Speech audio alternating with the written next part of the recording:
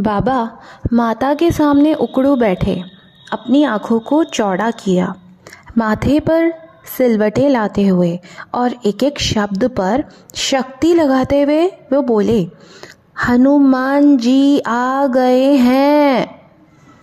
बाबा के होठों को पढ़कर कोई बहरा भी समझ सकता था कि उन्होंने क्या कहा, परंतु किसी कारण से माता को कुछ सुनाई नहीं दिया।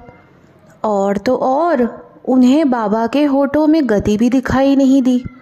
उन्हें केवल ये दिखाई दिया कि बाबा का चेहरा तनाव से लाल हुआ जा रहा है। कुछ तो गड़बड़ थी।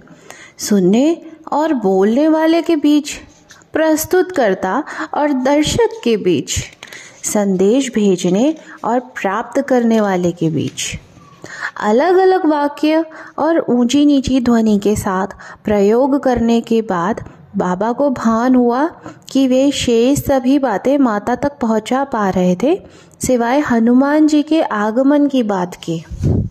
मातंगों के मुखिया के रूप में अपने जीवन के सबसे शुभ समाचार को बांट न पाने की पीड़ा से उनका हृदय भर आया और वे रो पड़े। माता ने कुछ देर पहले सुचेता और विचेता को भी ऐसे ही रोते हुए देखा था। वो बाबा के समीप आई और उनके कंधे पे हाथ रखकर उन्हें धीरज बंधाने लगी। मातंगों में कलह होना दुर्लभ था और उससे भी दुर्लभ था बाबा की आंखों में आंसू आना।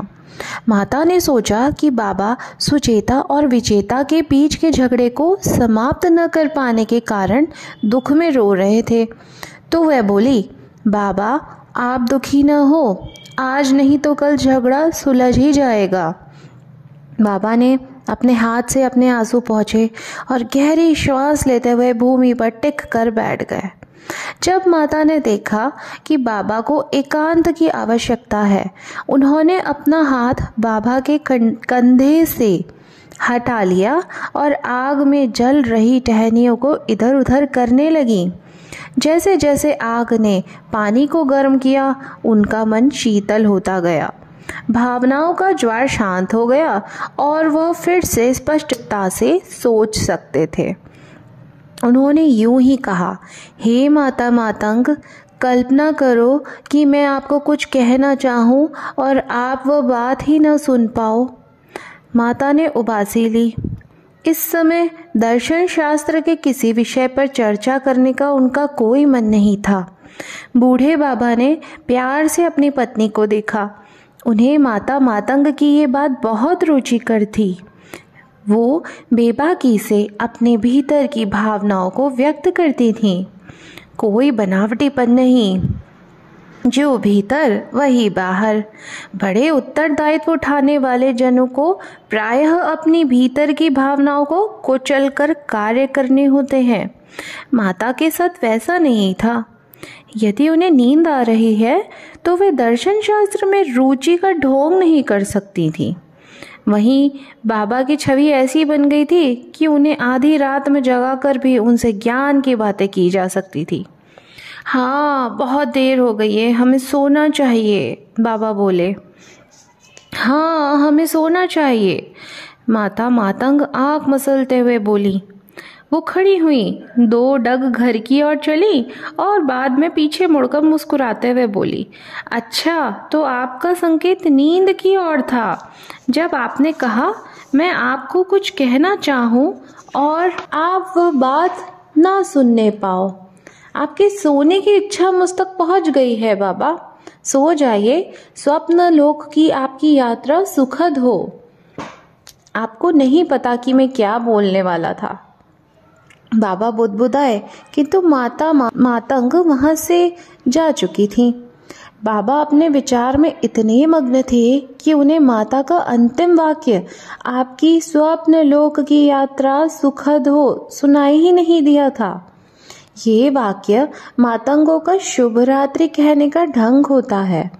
अर्थात बाबा माता को अपनी बात न पहुंचा पाने के विचार में इतना खो गए थे कि उन तक माता द्वारा कहा गया वाक्य ही नहीं पहुंच पाया था।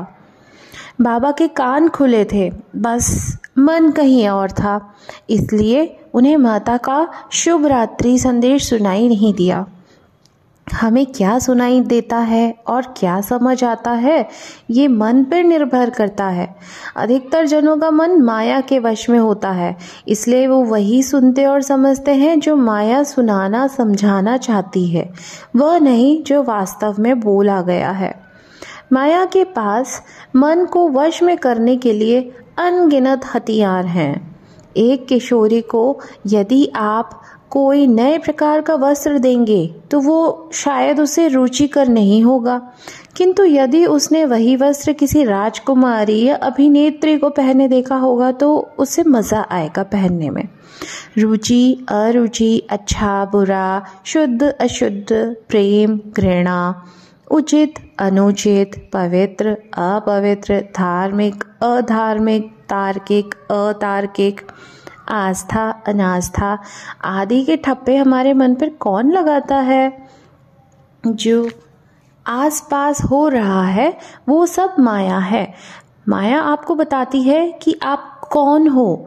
माया आपको बताती है कि आपको क्या करना है, क्या सुनना है, किससे प्रेम करना है और किससे घृणा करनी है। अंततः आप माया के बंदी बन जाते हो। आप भूल जाते हो कि आप एक आत्मा हो। माया द्वारा दी गई पहचान को आप अपनी पहचान मान बैठते हैं, परंतु मातंगों को माया कैसे नियंत्रित कर सकती थी? वे तो हनुमान जी के शिष्य हैं। उन्हें क्या सुनाई देगा और क्या समझ में आएगा ये तो हनुमान जी तय करते हैं, क्योंकि वे हनुमान जी को पूर्णतः समर्पित हैं।